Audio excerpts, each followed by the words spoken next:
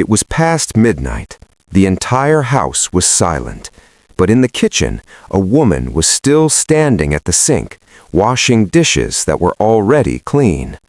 Her hands were shaking, not from work, but from something much deeper. She thought no one noticed her, no one cared. But then, a small voice broke the silence.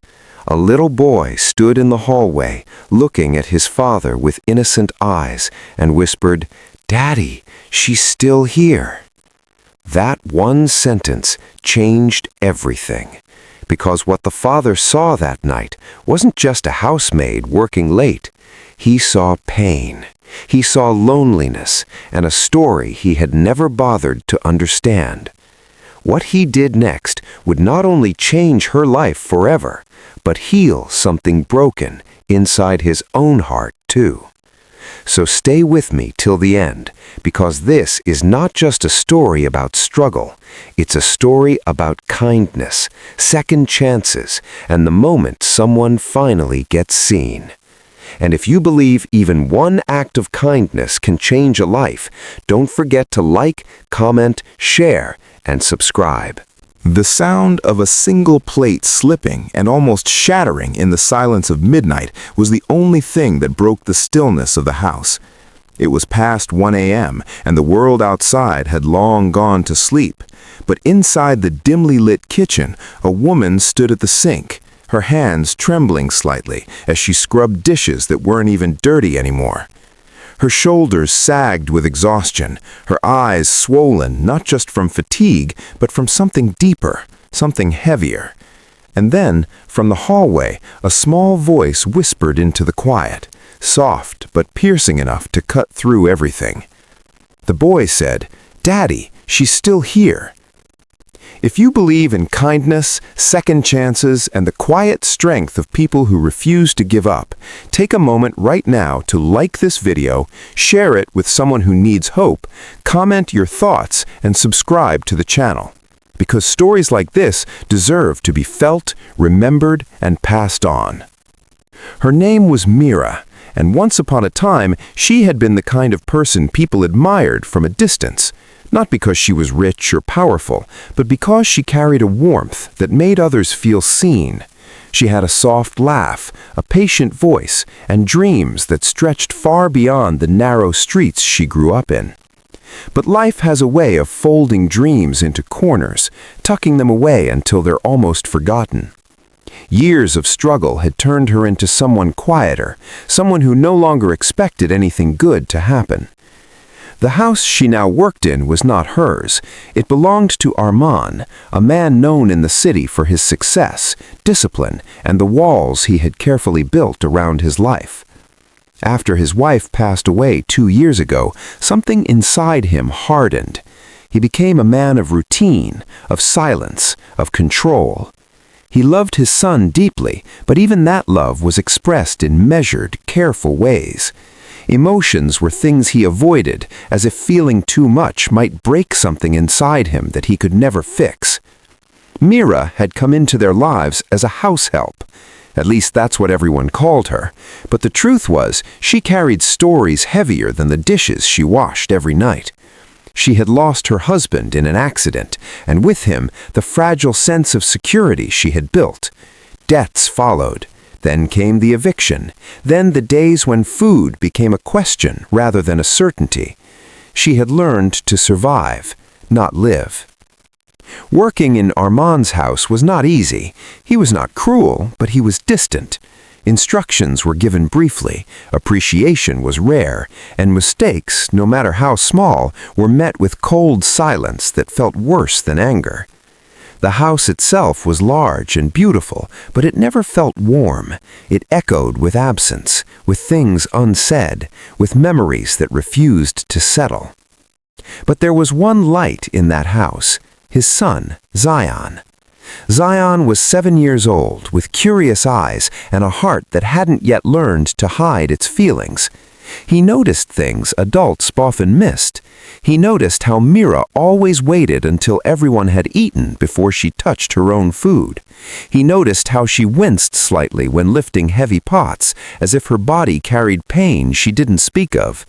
And he noticed how every night, long after the lights were off, she stayed in the kitchen, washing dishes that didn't need washing.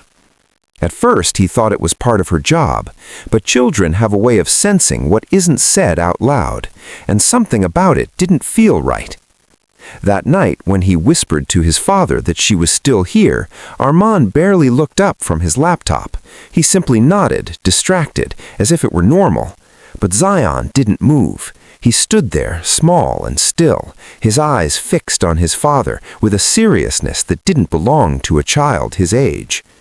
Armand finally noticed. There was something in his gaze that made him pause. Reluctantly, he closed the laptop and followed him toward the kitchen. The hallway felt longer than usual, quieter, and when they reached the doorway, Armand stopped. Mira stood there, her back slightly bent, her hands moving mechanically under the running water. The sink was already empty. There was nothing left to clean, and yet she continued. For a moment, Armand said nothing. He just watched. Something about the scene unsettled him, though he couldn't quite explain why. Maybe it was the way her shoulders seemed to carry invisible weight. Maybe it was the silence, or maybe it was the realization that this had been happening every night and he had never noticed. Zion stepped closer, his voice soft but clear as he asked why she didn't go to sleep. Mira turned, startled, as if she hadn't expected anyone to see her. She quickly wiped her hands, forcing a faint smile that didn't reach her eyes. She said something about finishing work, about making sure everything was perfect for the morning, but her voice trembled slightly, and even a child could hear it. Armand felt something shift inside him, just a little. It wasn't sympathy, not yet. It was more like discomfort, a crack in the carefully controlled world he had built. He told her it was late, that she could go. His tone was still firm, still distant, but it carried something new, a trace of awareness. Mira nodded quickly and left, almost as if she didn't want to be seen longer than necessary. That night, Armand couldn't sleep. He lay in bed, staring at the ceiling, the image of her standing alone in the kitchen replaying in his mind. It made no sense. Why would someone continue working when there was nothing left to do? Why stay awake when the body clearly needed rest? But somewhere deep down, he knew the answer. Some people stay busy because stopping means thinking, and thinking hurts. The next few days passed as they always had, but something had changed, subtly, quietly, like a shift in the air before a storm. Armand began noticing things he had ignored before, not intentionally, but once seen, they could not be unseen. He noticed how Mira's hands were always slightly red, as if the cold water and constant scrubbing had worn away more than just dirt. He noticed how she avoided sitting down, even when there was time. And he noticed how she never ever left before everything and everyone was taken care of. But what stayed with him the most was the look in her eyes when she thought no one was watching. It wasn't just tiredness, it was something deeper, a kind of emptiness that comes from carrying too much for too long. Zion, on the other hand, didn't just notice, he acted. One afternoon, while Armand was working, Zion walked into the kitchen with a small plate of biscuits and placed it near Mira. He didn't say much, he just stood there for a moment, watching her with quiet concern before walking away. Mira hesitated before touching the plate. Her fingers hovered over it, as if she wasn't sure she was allowed. And then, slowly, she took one biscuit. It wasn't just food, it was acknowledgement. And for someone like her, that meant more than anything. When Armand saw this later, something tightened in his chest. He had always believed he was providing enough, a roof, a salary, stability. But now he began to wonder, was that really enough? One evening, he returned home earlier than usual. The house was quiet. Zion was in his room, and Mira was in the kitchen preparing dinner. But this time, Armand didn't walk past. He stood there for a moment, unsure of what he was even doing. Conversations were not his strength, especially not ones that required vulnerability. But something pushed him forward. He asked her how long she had been working. The question caught her off guard. She answered politely, briefly. Years of moving from one house to another, doing whatever work she could find. No complaints, no details. But Armand pressed just a little. And slowly the story began to unfold. Not all at once, not dramatically, but in small pieces, like fragments of a life that had been broken and scattered. The husband she lost, the debts, the nights she went to sleep hungry, the constant fear of not knowing what tomorrow would bring. She didn't cry while speaking. Her voice remained steady, but that made it worse somehow, because it meant she had cried enough already. For the first time in a long while, Armand had no response, no solution, no quick fix, just silence. But it wasn't the same silence as before. This one felt heavy with understanding. From that day on, things began to change, slowly, almost imperceptibly. Armand started coming home a little earlier, not always, but often enough. He began asking Zion about his day, sitting with him during dinner instead of eating alone. And sometimes he even lingered in the kitchen, not to supervise, but simply to be present. Mira, at first, didn't know how to respond to these changes. She remained cautious, careful not to overstep. But something inside her, something fragile, began to soften. And then came the night that changed everything. It was raining heavily outside, the kind of rain that makes the world feel smaller, quieter. The power went out, leaving the house in darkness, except for a few candles. Zion was scared. He clung to his father, his small hands gripping tightly. And without thinking, Mira stepped forward. She lit another candle and sat beside him, her voice gentle as she began telling a story. It was a simple story, about a little bird who was afraid of storms, but learned that they always passed. Zion listened, slowly calming down. Armand watched from a distance. And for the first time in 2 years, the house didn't feel empty. It felt alive. Days turned into weeks, and the quiet transformation within the house became something undeniable. It wasn't loud or dramatic. There were no grand gestures, no sudden declarations, but in the small moments, in the pauses, in the shared silences, in the way people began to look at each other, everything had changed. The house that once echoed with absence now carried something softer, something warmer. It was still the same place, with the same walls and the same routines, but it no longer felt cold. And at the center of that change was someone who had once been invisible. Mira. She no longer stayed up late washing already clean dishes, not because she was told to stop, but because she no longer needed to hide and work to escape her thoughts. Slowly, she began allowing herself to rest, to sit, to breathe.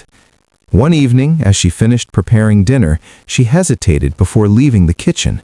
For a moment, she just stood there, watching as Armand and Zion laughed over something small, something unimportant, and yet it meant everything. Zion noticed her first.